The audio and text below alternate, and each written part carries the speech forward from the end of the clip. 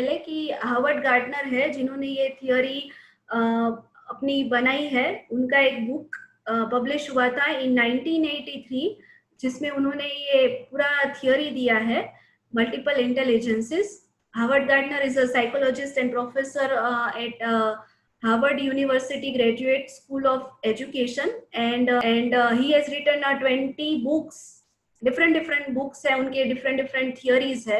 पर आज हम जिस पे बात करने वाले हैं वो है ओनली मल्टीपल इंटेलिजेंस की उनकी जो थियोरी है उसके ऊपर। वो मानते थे कि हमने सिर्फ आईक्यू के रिलेटेड ही इंटेलिजेंस को रिस्ट्रिक्ट कर दिया है, जबकि ऐसा नहीं है। बहुत अलग अलग प्रकार की इंटेलिजेंसेस होती है। अभी के टॉपिक पे इंटेलिजेंस पे ही बात करने वाले हैं, तो पहले तो हमारा इंटेलिजेंस का जो भी कंसेप्ट है वो क्लियर होना चाहिए। तो इंटेलिजेंस सॉल्विंग कितना अच्छा है, कितना रियलिस्टिक सोचता है पर्सन, कितना उनका लॉजिक अच्छा है, प्रॉब्लम सॉल्विंग अच्छा है, क्रिटिकल थिंकिंग स्किल अच्छी है, कितने क्रिएटिव और क्यूरियस है, ये सारी चीजें डिसाइड करती है कि ये पर्सन इंटेलिजेंट है या नहीं। हाँ, ये जरूरी नहीं है कि वो हर फील्ड में एक्सपर्ट हो, पर वो जो काम कर रहा है उसमें उसका ये सारी चीजें कितनी इन्वॉल्व करते हैं उसको हम सिंपल वर्ड्स में इंटेलिजेंस बोल सकते हैं। हाँ, अभी स्मार्ट होना भी अलग है, इंटेलिजेंस होना भी अलग है, इंटेलिजेंट होना भी अलग है। ठीक है, तो अभी डेफिनेशन में हम नहीं पढ़ते हैं, पर आगे एक डेफिनेशन है इसका कि व्हाट इज इंटेलिजेंस।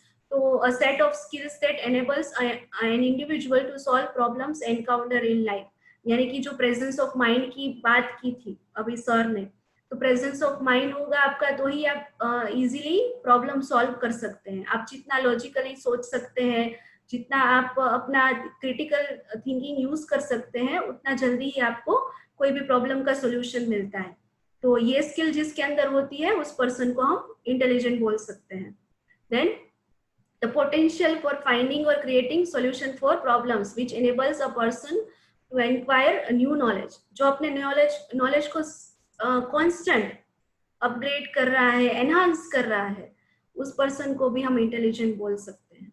जिसको सिर्फ पता था कुछ चीजें पर अभी उसका नॉलेज गेन करना बंद हो गया है, तो वो पर्सन फिर आगे डेवलप नहीं हो सकता। तो नॉलेज गेन करना पड़ेगा कंटिन्यूअसली बेसिस पे। तो ये एक फॉर्मल डेफिनेशन है इंटेलिजेंस की, पर आप सबने जो आंसर दिए एकदम परफेक्ट है। इन सब का कॉम्बिनेशन अगर हम करें तो हम उसको इंटेलिजेंट पर्सन या इंटेलिजेंस बोल सकते हैं। अभी जो हार्वर्ड गार्डनर है उन्होंने बोला है कि जनरली सबको सिर्फ एक ही चीज के ऊपर जज किया जाता है, एक ही इंटेलिजेंस के ऊपर, और वो है आईक्यू। आप हम लोग इसके ऊपर जाते हैं थॉट के ऊपर, उससे पहले मैं आपको पूछना चाहती हूँ कि 365 डेज है हमारे ईयर में, उसमें से मान लो हमने छुट्टियों के दिन निकाले या ये सब निकाला, तो 6 to 8 मंथ्स मिलते हैं हमको बच्चों को पढ़ाने के लिए। कितना टाइम मिलता है रियलिस्टिकली हमको क्लासरूम में? अभी तो ठीक है ऑनलाइन चल रहा है, पर उसके अलावा हमको कितना टाइम मिलता होगा अप्रोक्सीमेटली? कितने महीने या कितने दिन? 220 days। यस सर, आपका आवाज ब्रेक हो गया। 220 days। 220। 220 days, okay 220 days. अभी हम मान के चलते हैं 220 डेज मिलते हैं, तो टू हाँ यस मैम 230 डेज। ओके, पूजा मैम से 230 डेज। अभी हम 230 डेज हमको मिल रहे हैं अपने क्लास में बच्चों को पढ़ाने के लिए। तो 230 डेज में हम मैक्सिमम कौन सा टीचिंग मेथड यूज करते हैं? verbal method and blackboard also ma'am। Verbal method है ना, हम बोल सकते हैं जो बोर्ड पे लिख के चौक से हम एक्सप्लेन करते हैं मैक्सिमम, है ना? हाँ ma'am. Yes, Somiya ma'am said visual studies, oral and chart, audio and video, demonstration, direct method, group discussion। अभी मुझे जो आंसर मिले हैं उसमें से मैक्सिमम आंसर में ओरल और रिटन ज्यादा है ना, हम अगर कंसिडर करें तो मेरे कहने का मतलब सिर्फ इतना है कि हम जो टीचिंग मेथड यूज करते हैं उसमें ज्यादातर टेक्सचुअल लर्निंग है या फिर बहुत ज्यादा मैथ्स आता है तो थोड़ा हम बोल देंगे कि आईक्यू रिलेटेड, मैथमेटिक्स रिलेटेड चीजें ज्यादा होती है ना। तो यहाँ पे अल्बर्ट आइंस्टाइन का एक बहुत अच्छा कोट लिखा है कि everybody is a genius but if you जज a fish by its ability to climb a tree it will live its whole life believing that it is stupid, है ना। अभी फॉर एग्जाम्पल अगर मैं बोलूं विराट कोहली से कि आप भाई अच्छा गाना गा के सुनाओ, तो वो कर सकते हैं क्या? या फिर आप ए आर रहमान की तरह म्यूजिक कंपोज करके दिखाओ हमें, और पिक्चर वो हिट जानी चाहिए, उसमें सारे सॉन्ग बहुत ही पॉपुलर होने चाहिए, तो वो कर सकते हैं क्या? नो मैम, नहीं कर सकते। No ma'am. नहीं कर नो सकते, मैम, है ना। नहीं कर सकते हैं। क्योंकि ये उनकी स्ट्रेंथ नहीं है, ये उनकी इंटेलिजेंस नहीं है, ये उनकी एबिलिटी भी नहीं है।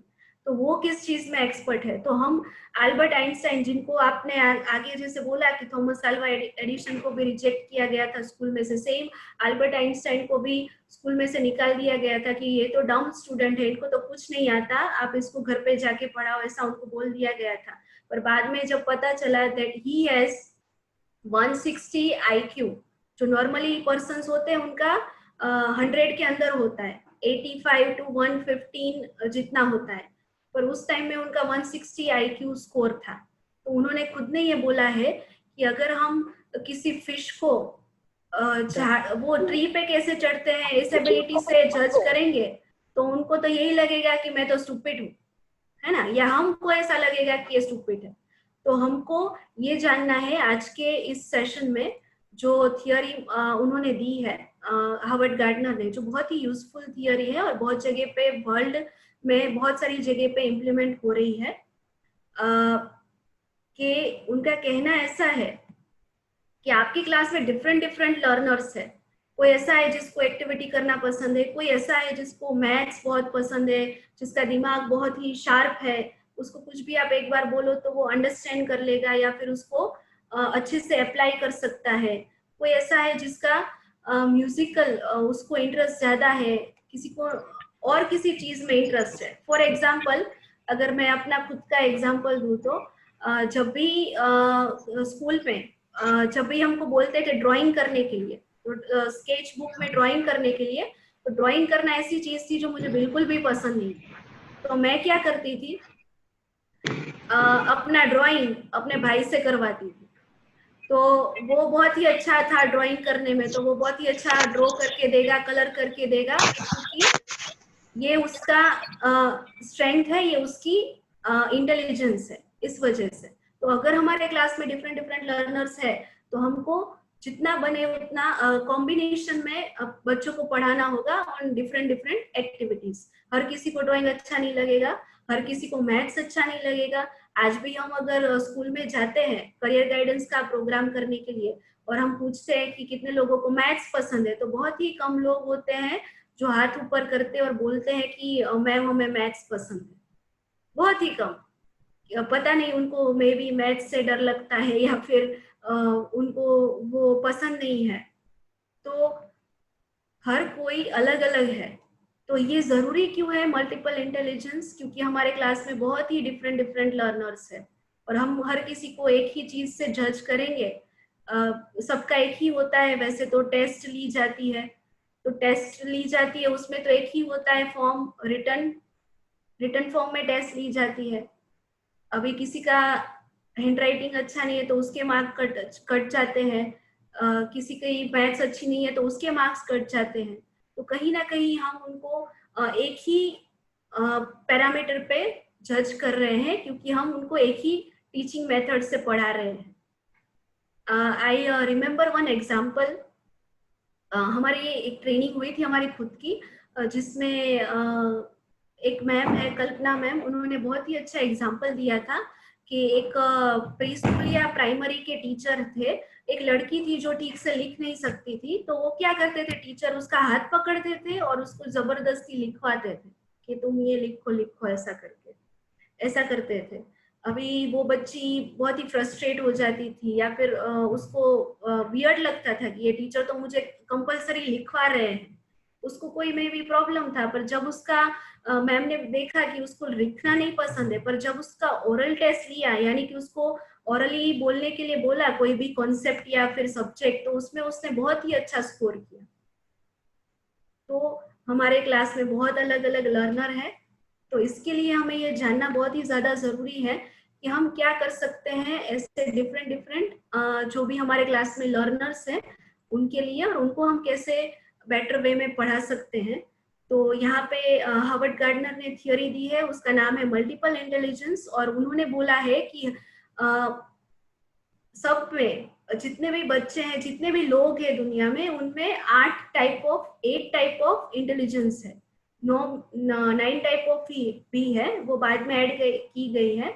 लाइक 1983 में उनकी बुक आई थी फ्रेम्स ऑफ माइंड, बाद में 1988 में उन्होंने उसमें चेंज किए, और अभी हम फाइनली आज इन 8 इंटेलिजेंस पे बात करने वाले हैं। तो उनका कहना ऐसा है कि कुछ बच्चे होते हैं किनेस्थेटिक होते हैं, कुछ विजुअल लर्नर्स है, कुछ ऐसे हैं जिनको वर्ड स्मार्ट है, कुछ लॉजिक स्मार्ट है, कुछ लोग हैं जो नेचर के करीब है, इंट्रापर्सनल है, विजुअल है, म्यूजिकल है। ये 8 टाइप ऑफ इंटेलिजेंस है। और इसके अलावा भी एक 9th वन भी है एग्जिस्टेंशियल, बट उसके ऊपर हम बात नहीं करने वाले हैं आज। हम ये 8 इंटेलिजेंस पे आज बात करेंगे। आगे डिटेल में है कि कौन कौन से लर्नर्स हैं हमारे क्लास में। तो लिंग्विस्टिक और वर्बल इंटेलिजेंस, तो उसमें क्या है, जो बच्चे होते हैं या फिर हम लोग खुद भी अपने आप को कंसिडर कर सकते हैं, not only students, good at remembering written and spoken information. ये इंटेलिजेंस जिसमें ज्यादा होती है, वो लोग रिटन और स्पोकन इंफॉर्मेशन में बहुत ही अच्छे होते हैं। उनको रीडिंग राइटिंग करना बहुत पसंद है, डिबेट में पार्टिसिपेट करते हैं, या फिर ऑन द स्पॉट आप उनको कुछ बोलने के लिए बोलेंगे, कोई भी टॉपिक आप दे देंगे, फॉर एग्जांपल एक्सटेम्पोर हम करवाते हैं बच्चों से, तो कोई टॉपिक दे दिया आपने तो वो फटाफट बोलने लगेंगे, उनको कोई बहुत ज्यादा प्रॉब्लम नहीं होगी, क्योंकि उनको वर्ड्स बहुत ही इजीली पसंद है और समझ में आते हैं। Able to explain things well, हम देखते हैं अपना खुद का भी, हम देखते होंगे कि हमको खुद को तो समझ में आता है, पर कभी कभी हम लोगों को समझाने में बहुत ही हमको प्रॉब्लम होता है। तो ये ऐसे इंटेलिजेंस वाले लोग हैं जिनको एक्सप्लेन करना भी बहुत अच्छी तरीके से आता है, वो दूसरों को अंडरस्टैंड भी करवा सकते हैं। Often uses humour when telling stories, humour का बहुत ज्यादा यूज करते हैं जब बात करते हैं, और स्टोरी टेलिंग भी इनका बहुत ही ज्यादा स्ट्रॉन्ग होता है। अभी आप लोग टीचर्स है, हम में से भी बहुत सारे टीचर्स ऐसे होंगे जिनका स्टोरी टेलिंग बहुत अच्छा होगा, और किसी का नहीं होगा, किसी को होगा कि नहीं अभी मुझे कहीं ना कहीं थोड़ा इम्प्रूव करने की जरूरत है। ऐसा होता है या नहीं? हर किसी का स्टोरी टेलिंग अच्छा होता है।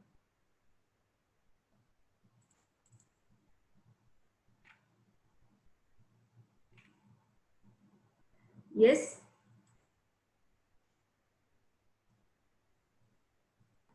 अलग अलग होता है ना। कोई लोग बहुत ही इंटरेस्टिंग वे में स्टोरी सुनाएंगे, तो ये ऐसे लर्नर्स है जिनको वर्ड्स के साथ खेलना बहुत ही पसंद है, और वो इजीली सब कुछ ग्रास्प कर सकते हैं रिलेटेड टू लिंग्विस्टिक और रिलेटेड टू वर्बल थिंग्स, है ना। फॉर एग्जाम्पल जो लोग ब्लॉग लिखते हैं या पोएट्री लिखते हैं या फिर वर्ड से रिलेटेड कोई काम करते हैं, जर्नलिज्म में है, ऐसे करियर में है, ऐसे लोगों को हम लिंग्विस्टिक और वर्बल इंटेलिजेंस वाले लोग बोल सकते हैं। नेक्स्ट इज लॉजिकल और मैथमेटिकल इंटेलिजेंस। तो लॉजिकल और मैथमेटिकल इंटेलिजेंस वाले लोगों को क्या सबसे ज्यादा पसंद है? प्रॉब्लम सॉल्विंग स्किल्स उनमें बहुत अच्छी होती है। वो लोग, आप उनको कोई पजल दे दो, आप उनको कोई चीज है जो शॉर्ट आउट करने के लिए दे दो, आपने कुछ तोड़ के उनको दे दिया है, मे बी वो जोड़ देंगे उसको बहुत ही अच्छी तरीके से। नंबर्स के साथ बहुत अच्छा खेल सकते हैं, वो एकदम फास्ट उनका कैलकुलेशन होता है, या फिर जो भी उनका आप उनको कोई सम दोगे तो वो बहुत ही इजीली उसको कंप्लीट कर सकते हैं, उसका सॉल्यूशन फाइंड कर सकते हैं। उनको साइंटिफिक एक्सपेरिमेंट करना भी बहुत पसंद होता है।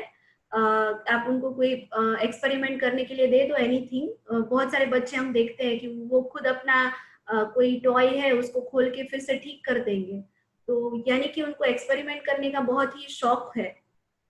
Then good and solving complex computations, जो कॉम्प्लेक्स कंप्यूटेशन है वो सॉल्व करने में भी ऐसे लोगों को, ऐसे बच्चों को बहुत ही इंटरेस्ट होता है। और ये एबिलिटी मतलब ये इंटेलिजेंस सब में अलग अलग होता है ना। हम हर किसी पे सेम चीज नहीं थोप सकते। फॉर एग्जाम्पल अगर मैथ्स की मेरी बात की जाए तो मैं अगर अपना बोलूँ तो मेरा मैथ्स इतना अच्छा नहीं है। Maybe we can solve the problem, but जो नंबर्स के साथ खेलना है ये सब है, वो में भी हमारा अच्छा नहीं भी हो सकता है। तो हमको बच्चों में भी यही ध्यान रखना है। हमको ये ज्यादा देखने को मिलता है, हमने पर्सनली विजिट किया है स्कूल में, कि सबको मैथ्स से दूर भागना होता है। मैथ्स और ज्यादातर मैथ्स, बाकी के सब्जेक्ट भी होते हैं language related, but mainly maths. तो लॉजिकल और मैथमेटिकल इंटेलिजेंस ये है। इसके अलावा अभी आप ऐड कर सकते हैं, इसमें किसी को भी ऐड करना है कुछ भी। आपके तो पर्सनल एक्सपीरियंसेस होंगे बच्चों के, हम आगे डेफिनेटली देखेंगे। स्पैटियल और विजुअल इंटेलिजेंस, यानी कि जो लोग विजुअली देख के उनको याद रहता है।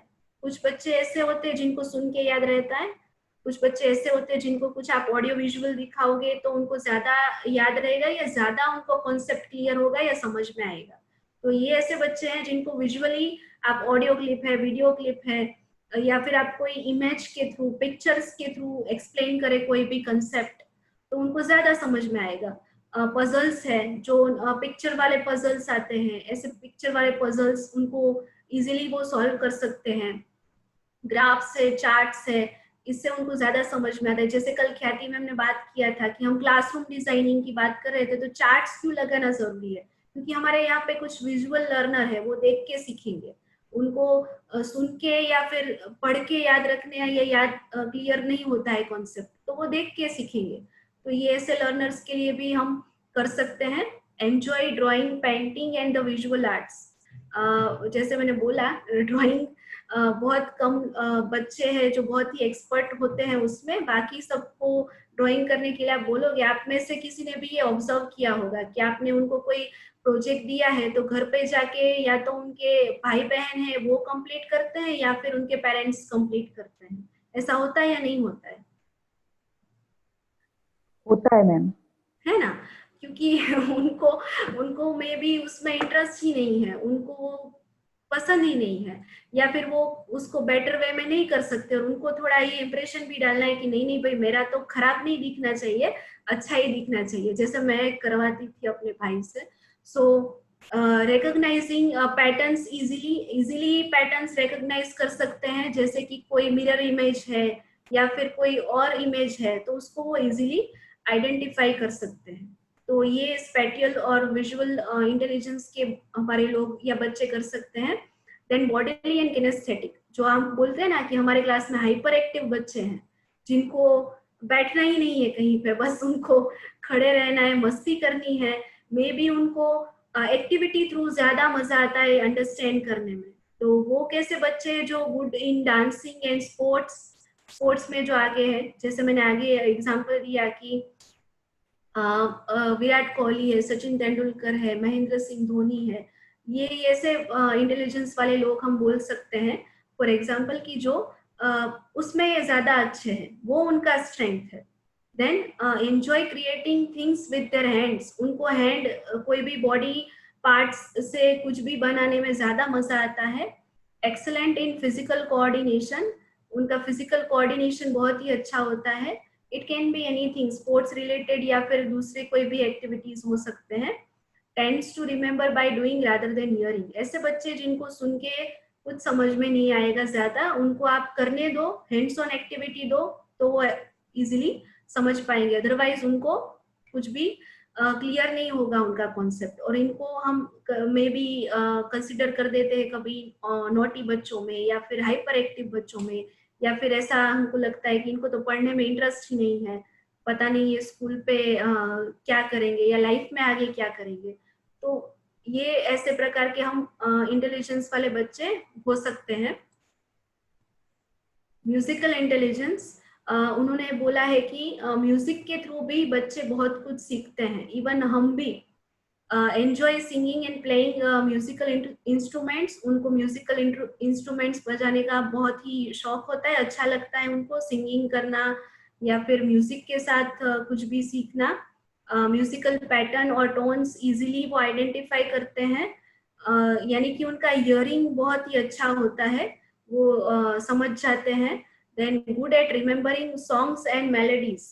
उनको सॉन्ग्स बहुत ही इजीली याद रह जाते हैं, या फिर आप कोई म्यूजिक का उनको आगे का सुनाओगे तो वो डायरेक्ट गेस कर लेंगे कि ये कौन सा राइम है, कौन सा सॉन्ग है, क्या है, वो इजीली गेस कर सकते हैं। हमने कभी कभी हमको भी प्रॉब्लम होता है, तो जिनका म्यूजिकल सेंस अच्छा होता है वो लोग इजीली उसको पहचान लेते हैं। Rich understanding of musical structure and rhythm. उनका रिदम का बहुत ही स्ट्रॉन्ग नॉलेज होता है। जैसे कि हम कोई भी म्यूजिक कंपोजर या फिर लिरिक्स राइटर किसी की भी बात करें तो ये ऐसे लोग हैं जो म्यूजिकल इंटेलिजेंस रखते हैं।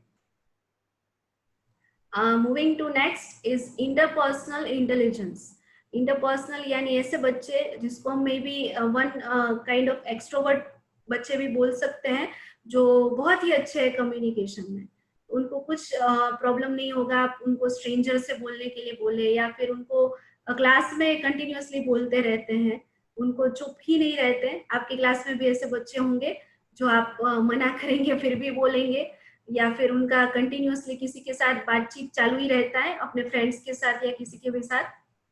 नॉन वर्बली भी बहुत ही अच्छे होते हैं, उनका फेशियल एक्सप्रेशन है, बॉडी लैंग्वेज है, उससे भी बहुत ही ज्यादा वो एक्सप्रेस करते हैं, सिचुएशंस को डिफरेंट पर्सपेक्टिव से देखते हैं। देन पॉजिटिव रिलेशनशिप होती है सबके साथ, क्योंकि बातचीत बहुत करते हैं तो उनका सोशल बहुत ही अच्छा ग्रुपिंग होता है। और good at resolving conflicts in group. Even वो कॉन्फ्लिक्ट्स रिजॉल्व करने में भी बहुत अच्छे होते हैं, क्योंकि वो इंटरपर्सनल है, यानी कि लोगों के साथ उनका बहुत ही अच्छा कनेक्शन बैठ जाता है। Next is intrapersonal. इंट्रापर्सनल यानी कि ऐसे बच्चे जो खुद में रहते हैं। आई थिंक कल किसी मैम ने एग्जांपल दिया था कि एक बच्चा उनका क्लास में ऐसे ही शांत बैठा रहता था, इवन उसके स्कोर भी कम थे। I don't remember the name, अगर मैम आप है तो कल एग्जांपल दिया था अपने ख्याति मैम को।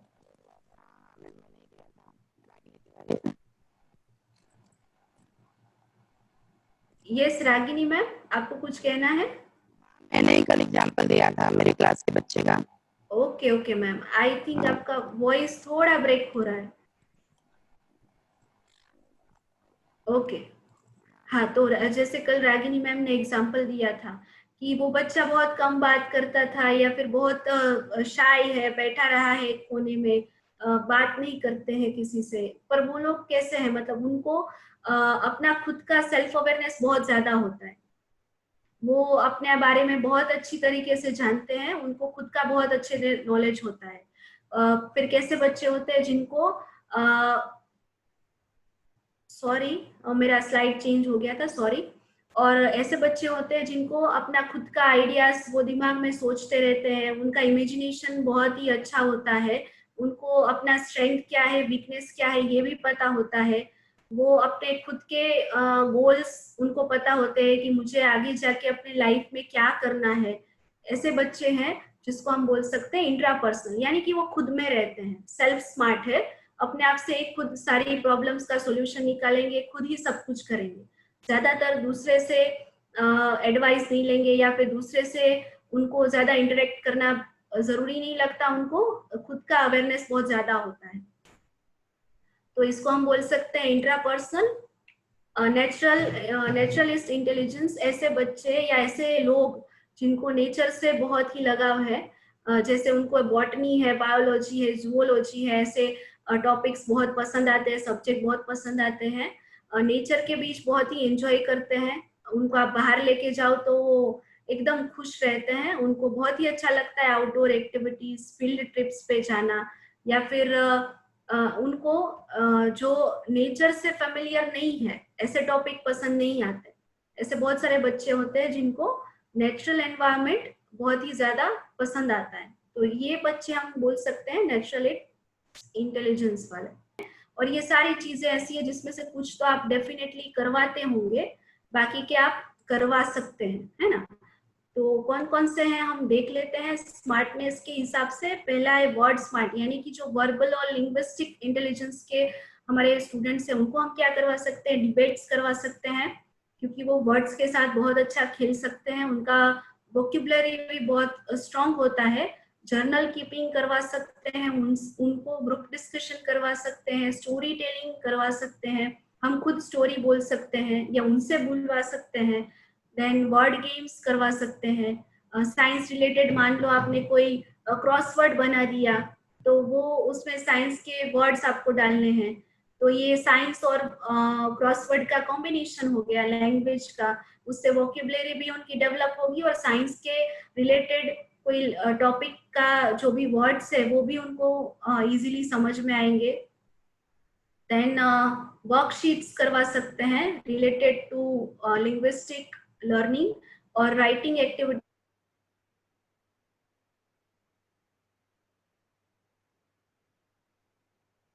कोई इंक्लूड करना है तो आप बोल सकते हैं। ये लिस्ट तो एंडलेस है, यहाँ पे मैंने सिर्फ थोड़ी ही स्पेसिफाई की है। बहुत सारी एक्टिविटीज है जो हम इसमें इंक्लूड कर सकते हैं, तो और क्विज़ेस दे सकते हैं। कोई साइंस का आपने मान लो कोई टॉपिक आप चला रहे हैं या मैथ्स का कोई टॉपिक चला रहे हैं, तो उनको हमने कोई प्रॉब्लम दे दिया, अभी आप उनको बोलिए कि आप ये प्रॉब्लम सॉल्व करके दिखाओ। और सिंपल भी होता है, लाइक आपने ऐसा नहीं है कि कोई बहुत बड़ा प्रॉब्लम हमने दे दिया और वो सॉल्व नहीं कर पाएंगे ऐसा, बट रिलेटेड टू टॉपिक कोई भी ऐसा एक्सरसाइज हम दे सकते हैं जहाँ पे उनको खुद को सोचना पड़े, अपना दिमाग उनको चलाना पड़े कि मैं ये कैसे करूं। और जो भी लॉजिकली स्मार्ट बच्चे होंगे ना, वो लास्ट तक उसको करते ही रहेंगे, वो कभी गिव अप नहीं करेंगे, क्योंकि ये उनका खुद का स्ट्रॉन्ग इंटेलिजेंस है। तो ऐसी एक्सरसाइजेस हम करवा सकते हैं। मैथमेटिकल प्रॉब्लम सॉल्व करा सकते हैं इन अ डिफरेंट वे, बोर्ड पे कराए पर थोड़ा अलग करके उसको कैसे हम चेंज करके बता सके। साइंटिफिक डेमोन्स्ट्रेशन दिखा सकते हैं उनको। जनरली हमारे स्कूल्स में लैब होती है, पर मुझे मालूम नहीं है कि आप वहाँ पे लैब में जाके एक्सपेरिमेंट दिखाते हैं बच्चों को या फिर बोर्ड पे ही दिखाते हैं, या लाइव आप दिखाते हैं लैब पे जाके।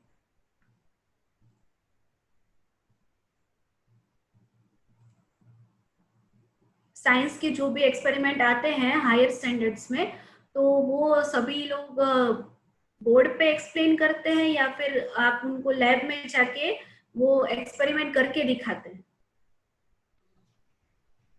Hello ma'am. हाँ यस संगीता मैम। हाँ मैम, कुछ एक्सपेरिमेंट्स जो हमारे पास मटेरियल या apparatus अवेलेबल होते हैं तो वो लैब में जाके उनको करवाते हैं और कुछ बोर्ड पे भी एक्सप्लेन करते हैं। ओके ओके, यानी कि हम आपको थोड़ा जो मटेरियल अवेलेबल है उस हिसाब से आप एक्सपेरिमेंट उनको दिखाते भी हैं, तो ये बहुत ज्यादा जरूरी है। अगर आप उनको लैब में जाके बताएंगे, वो विजुअली देखेंगे तो उनको ज्यादा समझ में आएगा। अगर वो खुद करेंगे तो उनको और ज्यादा कंसेप्ट क्लियर होगा। जहाँ पे पॉसिबल है वहां पे मे बी कुछ केमिकल्स और ऐसा सब हो तो उसको हमको ध्यान में रखना पड़ेगा, पर अदरवाइज हम जो भी एक्सपेरिमेंट है वो उनको अगर विजुअली उनको करके दिखाए या फिर उनको खुद करने के लिए बोले, तो ऐसे लर्नर्स को ज्यादा अंडरस्टैंड होता है, उनका कंसेप्ट क्लियर होता है। देन पजल्स एंड गेम्स, ऐसी गेम्स हम इंक्लूड करें क्लास में जहाँ पे थोड़ा उनको लॉजिक लगाना पड़े, not much but for example बहुत सारी मूवीज में हमने देखा है अभी हिचकी में, लाइक मैथ्स का कंसेप्ट एक्सप्लेन करने के लिए, स्पीड का कंसेप्ट एक्सप्लेन करने के लिए वो बॉल फेंकते हैं। अभी आपने स्पीड में बॉल फेंका और एक धीरे से बॉल फेंका, क्या फर्क पड़ा? तो ये सारी चीजें ऐसा कुछ भी हम इंक्लूड कर सकते हैं। देन पिक्चर स्मार्ट, जो बच्चे विजुअली बहुत ही स्मार्ट है तो उनके लिए माइंड मैप्स है। माइंड मैप्स आई थिंक सबको पता होगा, तो ये सारी चीजें हैं जो हम पिक्चर स्मार्ट बच्चों के लिए कर सकते हैं।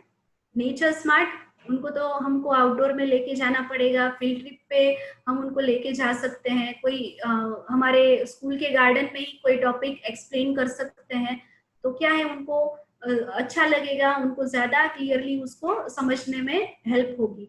वाटर है, सॉइल है, या फिर हम और कोई चीज पढ़ा रहे हैं तो वो कर सकते हैं। नेचुरल वीडियोस या फिर फिल्म्स दिखा सकते हैं जिसमें उनको बहुत ही इंटरेस्ट हो। नेशनल जियोग्राफिक पे ऐसी चैनल्स पे ऐसी बहुत सारी छोटे छोटे वीडियोस भी होते हैं, तो वो हम उनको दिखा सकते हैं जो रिलेटेड टू नेचर और रिलेटेड टू एनिमल्स है। देन पीपल स्मार्ट, ये बच्चे तो बहुत ही सोशली एक्टिव होते हैं, जो हमारे मे बी हाइपर एक्टिव बच्चे भी हो सकते हैं। तो बोर्ड गेम्स कराए उनको, कम्युनिटी इन्वॉल्वमेंट यानी कि लोगों के साथ जाके उनको ग्रुप में कोई काम दे दे आप नजदीक में, आपको चलो यहाँ पे जाना है। अगर बड़े बच्चे हैं 9th-10th स्टैंडर्ड के या फिर 11th-12th स्टैंडर्ड के, तो उसको ऐसा छोटा कोई प्रोजेक्ट दे सकते हैं।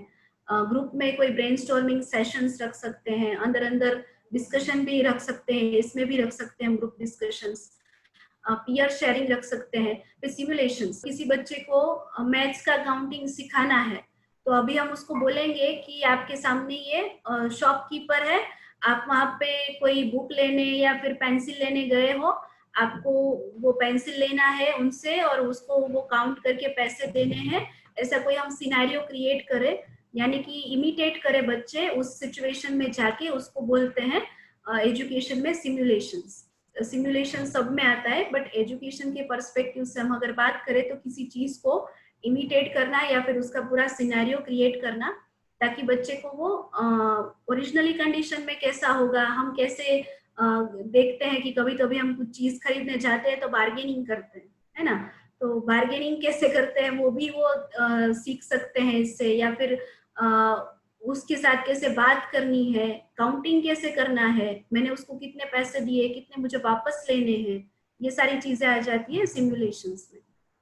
Then music smart, group singing हम करवा सकते हैं। कभी मान लो अभी टॉपिक तो हमने कंप्लीट कर दिया, लेक्चर हमारा खत्म हो गया है, अभी कुछ बच्चे ऐसे भी है जो म्यूजिक स्मार्ट है, तो म्यूजिक का हम रोज नहीं यूज कर सकते, तो कोई बात नहीं, 5 मिनट है हमारे पास, कोई अच्छी सी राइम्स हमने सबके साथ गा ली, कोई अच्छी सी पोयम सबके साथ गा ली, मतलब हम उसको गीत बना के गाए या फिर उसको परफॉर्म करे। किसी बच्चे से बोले कि आपको अच्छा लगता है सिंगिंग, तो आप सिंगिंग करो क्लास के सामने। वैसे आपके जो भी असेंबली है वहां पे तो होता ही है, बट उसके अलावा भी कहाँ पे हम ये कर सकते हैं क्लास में भी, तो वो हम कर सकते हैं थोड़ा थोड़ा जो भी हमको टाइम मिल रहा है उसमें।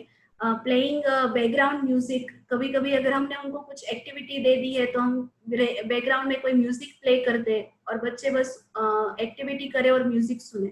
जैसे कि हमारे यहाँ पे पर्सनालिटी डेवलपमेंट कैंप होते हैं, तब जब बच्चे कुछ कर रहे होते हैं तो हम बैकग्राउंड में म्यूजिक बजा देते हैं, तो उनको अच्छा लगता है, वो गीत भी सुन रहे हैं और अपना खुद का काम भी कर रहे हैं या एक्टिविटी भी कर रहे हैं, तो ये भी उनको अच्छा फीलिंग आता है। जो म्यूजिक स्मार्ट बच्चे हैं उनको ये सारी चीजें हम उनके लिए कर सकते हैं। या फिर उनको कभी कभी हमको चांस देना होता है अदर देन असेंबली, उसमें भी हम उनको बता सकते हैं कि आप क्या करोगे अभी, तो ऐसे बच्चों को हम इन्वॉल्व कर सकते हैं। कोई इंस्ट्रूमेंट बजाने के लिए बोल सकते हैं, अभी बहुत सारे बच्चे इंस्ट्रूमेंट भी बजाते हैं like harmonium, guitar and all, तो वो भी कर सकते हैं। बॉडी स्मार्ट उनके लिए फील्ड ट्रिप्स है, हैंड्स ऑन एक्टिविटीज है, एक्टिविटीज के थ्रू लर्न करते हैं, तो उनको ऐसी एक्टिविटीज हम प्रोवाइड कर सकते हैं। मैनिपुलेटिव्स यानी कि कोई ऐसी गेम जहाँ पे वो बिजी हो जाए, उनका दिमाग और उनका बॉडी दोनों यूज हो, ऐसे मैनिपुलेटिव्स दे सकते हैं। फिजिकल रिलीफ सेक्शन एक्सरसाइज दे सकते हैं, फिजिकली जहाँ पे उनको थोड़ा काम करना पड़े ऐसी बॉडी रिलेटेड। और स्पोर्ट्स तो डेफिनेटली उनको हेल्प करेगा, जो भी बॉडीली किनेस्थेटिक लर्नर है उनके लिए, वो कहीं एक जगह पे बैठ नहीं सकते। टेक्टाइल मटेरियल्स एंड एग्जाम्पल्स, तो ऐसा भी हम उनको दे सकते हैं, ऐसे कोई भी मटेरियल जहाँ पे उनको खुद को कुछ करना पड़े, उनको खुद को एक्टिव होना पड़े हाथ से, अपने पूरे बॉडी पार्ट से, तो ऐसी हम सारी चीजें दे सकते हैं।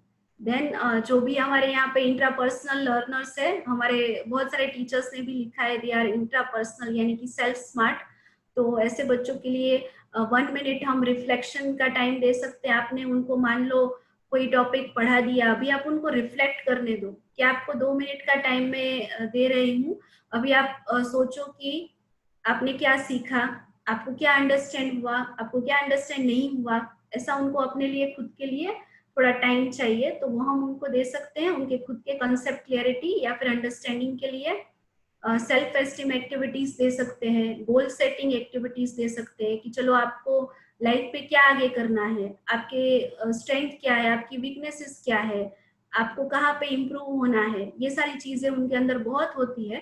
तो ये सारी चीजें हम उनको दे सकते हैं। और सेल्फ टीचिंग इंस्ट्रक्शन, तो ये सारे हमने देखे एक्टिविटीज है। और ये एक एग्जाम्पल MI का लेसन प्लान है, हम कैसे बना सकते हैं। सारे इंटेलिजेंस ऐड करने की कोई जरूरत नहीं है, हम एक टाइम पे 8 वे में सब बच्चों को नहीं पढ़ा सकते हैं।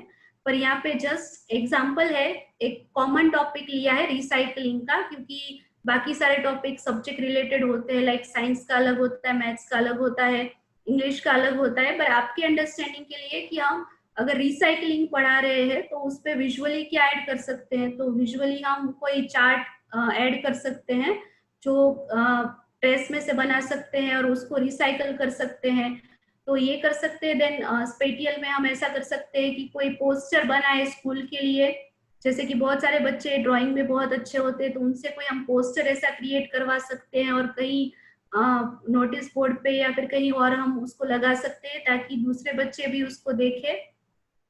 देन लिंग्विस्टिक के लिए अगर हमको करना है तो write instruction for the other classrooms to follow continue the project. Instruction ऐसे लिख सकते हैं, रिसाइकलिंग करना है अगर हमको, मान लो फॉर एग्जांपल पेपर रिसाइकलिंग, तो पेपर रिसाइकलिंग कैसे करें उसका एक पूरा नोट जैसा बना के, स्क्रिप्ट जैसा बना के हम लगा सकते हैं, उनको दे सकते हैं कि आपको ये करना है। हमने ग्रुप बना दिया फॉर एग्जांपल 5-6 बच्चों का, अभी जो विजुअली स्मार्ट है उनको वो काम दे दिया, जो लिंग्विस्टिक्स पार्ट है उनको ये काम दे दिया, ऐसे करके हम ग्रुप एक्टिविटीज में उनको डिवाइड कर सकते हैं।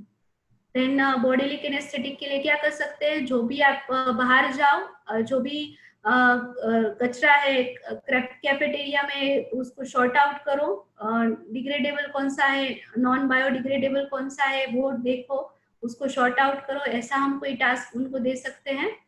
देन लॉजिकल स्मार्ट जो बच्चे हैं उसको क्या कर सकते हैं, what is percentage is recyclable.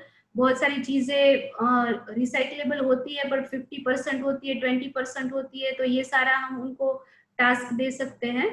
Then intrapersonal में क्या आएगा, research major cities that do and don't recycle.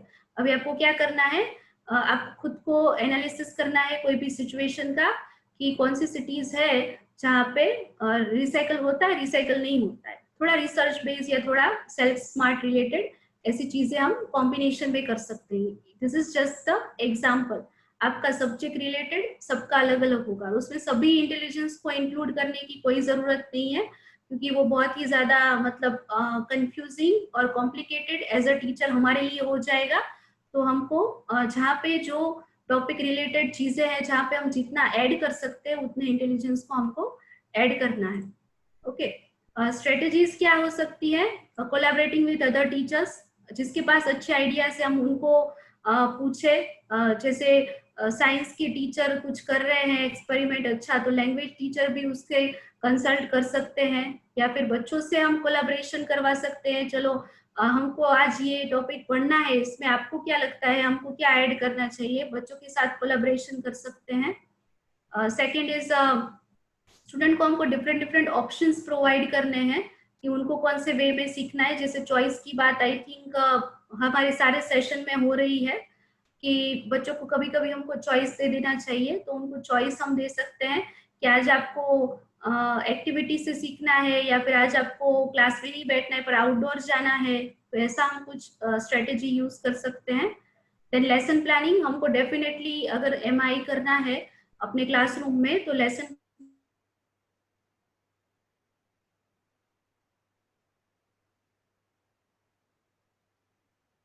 Planning हमको उसको इंक्लूड करना पड़, जो भी से नहीं आएगा तो ये हमारा जो प्लान है वो फेल हो सकता है, तो ये हमें ध्यान रखना है कि लेसन प्लानिंग में हम पहले उसको इंक्लूड करें एंड देन हम उसको प्रैक्टिकली इम्प्लीमेंट करें। I think most of teachers lesson plan करते हैं, आप लोग मोस्ट ऑफ द टीचर्स, आप लेसन प्लानिंग करते हैं? Yes. Yes, ma'am. Yes, ma'am. Yes, ma'am. हाँ, तो लेसन प्लान हम जब Yes, create, yes Yes, ma'am. Yes, thank you ma'am. तो जब लेसन प्लान हम बना रहे हैं तभी हमको स्ट्रेटेजीज या फिर क्या एक्टिविटी करानी है वो उसमें इंक्लूड करना पड़ेगा, तो ही हम उसको प्रॉपर वे में क्लासरूम में इम्प्लीमेंट कर सकते हैं। एंड देन अगर हमने लेसन प्लानिंग में उसको इंक्लूड किया है तो हमको असेसमेंट भी उसी हिसाब से करना पड़ेगा कि हर किसी को हम रिटर्न फॉर्म में एग्जाम नहीं ले सकते। अगर हम उनको असेस करना है तो असेस करने के लिए भी हमको डिसाइड करना पड़ेगा कि कौन से टेक्निक्स या फिर कौन सा असेसमेंट का मटेरियल हम यूज करेंगे। तो ये स्ट्रेटमेंट विल टेक अ प्लेस। हम जो बात करते हैं बच्चों की होलिस्टिक डेवलपमेंट की, यानी कि ओवरऑल डेवलपमेंट की, जो हर जगह पे नहीं होता है, तो वो हो सकता है वो फिजिकली, मेंटली, सोशली सारी चीजों में डेवलप हो सकते हैं। तो ये सबसे बड़ा बेनिफिट है। Definitely they will enjoy learning, very good. अगर उनको अपने इंटेलिजेंस के हिसाब से, अपनी स्ट्रेंथ के हिसाब से सिखाया जा रहा है तो वो डेफिनेटली इंजॉय करेंगे, और हमको भी जो बिहेवियरल इश्यूज होते हैं क्लास में वो कम हो जाएंगे। कोई लर्निंग जो भी हमको स्ट्रगल होता है क्लास में कभी की बच्चे बहुत शरारत करते, ये करते, वो करते, तो वो थोड़ा इम्प्रूव हो जाएगा। Okay, children will learn fun and take interest in learning. Yes, active बनेंगे, क्रिएटिव बनेंगे डेफिनेटली, क्योंकि उनको अपने खुद के इंटेलिजेंस से सीखने को मिल रहा है। Student can understand easily. Yes, ये सारे बेनिफिट्स है जो यहाँ पे ऑलरेडी लिखे हुए हैं कि होलिस्टिक डेवलपमेंट होगा पहले तो बच्चों का, वो अपना यूनिक स्ट्रेंथ क्या है वो